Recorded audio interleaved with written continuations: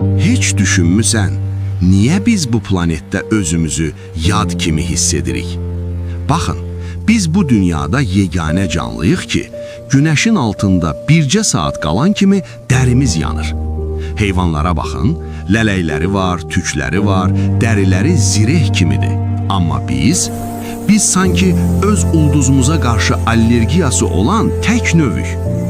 Alim Ellis Silver çox maraqlı bir söz deyir. İnsan əslində yer planetində yaranmayıb, bizi bura haradansa gətiriblər. İnanmırsan? Onda buna fikir ver.